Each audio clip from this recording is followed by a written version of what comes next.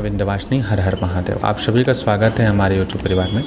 वैशाख शुक्ल तृतीया के दिन भगवती मातंगी का प्रादुर्भूत दिवस है। उस दिन जो है महाविद्या मातंगी प्रकट होती हैं।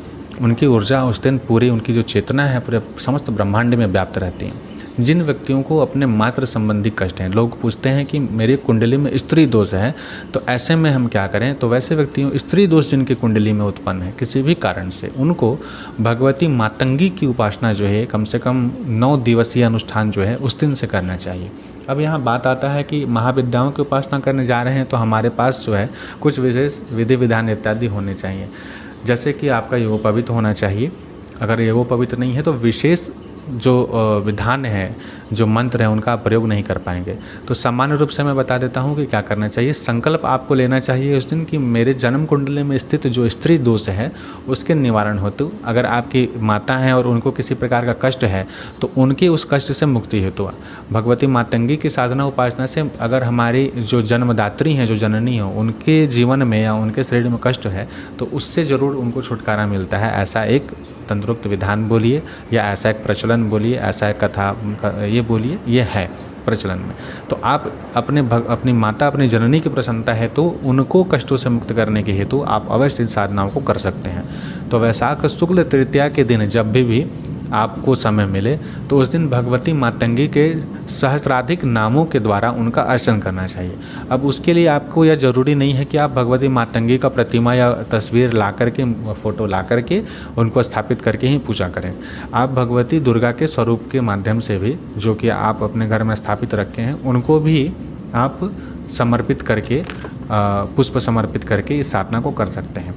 आपको संकल्प में सिर्फ जैसा मैंने बताया वो लेना है कि मेरे जन्म कुंडली में स्थित स्त्री दोष के निवारण हेतु मैं भगवती मातंगी का सहस्त्राधिक नामों के द्वारा अर्चन करने का संकल्प लेता हूँ।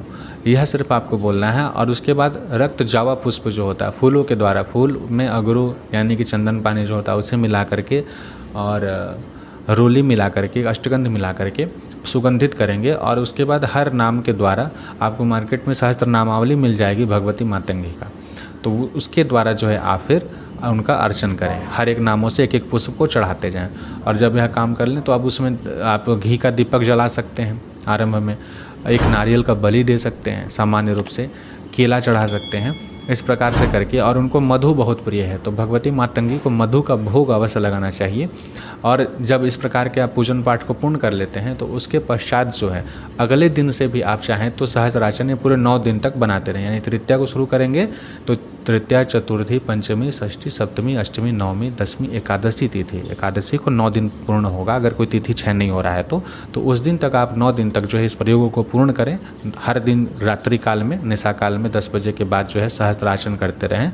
और अंतिम दिन जो है अगर आपकी क्षमता है तो सहस्त्राचन करने के बाद एकादशी तिथि को आप जो है उन्हीं नामों के द्वारा 1008 आहुति, यानी जिन नामों से आपने अर्चन किया है उसी नाम से आहुति देंगे। आहुति देने के लिए सबसे इसमें अच्छा रहता है कि किशमिश और मधु से आहुति दें। यानी किशमिश जो है द्राक्षा फल बोलते हैं, जो कृष्ण एक किशमिश आता है, यानी काला श्याम किशमिश आता है, अगर उससे करते हैं तो अति उत्तम है। नहीं तो सामान्य किशमिश से भी कर सकते हैं। उसको मध्यु में डुबा करके अग्नि प्रज्वलित जब हवन कुंड में कर लेंगे। हवन करने की विधि विधान मेरे चैनल पर दी हुई है, आप उसे देख सकते हैं कि कैसे आरंभिक हवन करते हैं। बिल्कुल सामान्य और सरल रूप से बताया, कुछ विशेष क्लिष्ट नहीं है, कोई भी उसे देख करके कर लेगा आराम से। तो वह जो है अग्नि प्रज्वलित करके, अग्नि स्थापन करके उसके पश्चात जो है आप उसमें द्राक्षा फल से यानी कि किशमिश से, मधु के द्वारा आहुति दे सकते हैं। और उसके पूर्णाहुति जो है जैसे करते हैं, गड़ी गोला काट के उसमें जो है गुड़ और घी को भर के पूर्णाहुति दिया जाता है, उसे करें। उतना करने के पश्चात और प्रत्येक दिन जो मधु का आप भोग लगाएंगे वह मधु आप एकत्रित करते जाएं, या फिर उसे प्रतिदिन अपनी जननी को, यानी कि आपकी जो माँ है उनको जो है पीने के लिए दें, बहनें हैं उनको पीने के लिए दें, यानी कि पानी में मिला करके मधु को पीने के लिए दें। स्वयं भी उसको स्वीकार करें, ग्रहण करें। आपकी स्त्री हैं, पत्नी है तो उन्हें भी दें। स्त्री संबंधित किसी भी प्रकार का दोष हो, चाहे वो माता हो, बहन हो, फुआ हो, या फिर आपकी अपनी धर्म पत्नी हो, उनसे संबंधित, या आपकी प्रेमिकाएँ हैं उनके साथ भी आपकी नहीं बन रही है, तो इस प्रकार आप यह मान करके अगर या फिर आपको पता है, किसी ने आपको बताया है कि मेरे कुंडली में स्त्री दोष है, तो ऐसी स्थिति में आप यह साधना अगर करते हैं तो आपको अवश्य जगदम्बा की कृपा से लाभ प्राप्त होगा। आशा करता हूँ आपको इससे लाभ प्राप्त हो। जगदम्बा कृपा करें। आप सभी हमसे जुड़ सकते हैं। टेलीग्राम ग्रुप का लिंक नीचे दिया है, वहाँ आप जुड़ सकते हैं। फेसबुक पे हमसे जुड़ सकर बात कर सकते हैं। अगर आपकी कोई विशेष प्रश्न है, कुछ इमरजेंसी है, तो CM4 ऐप है, कॉलिंग फॉर ऐप का लिंक दिया हुआ है, उसमें आप कॉल कर सकते हैं और वहाँ अपने विचार विमर्श हमसे ले सकते हैं। जय माँ विंध्यवासिनी, हर हर महादेव।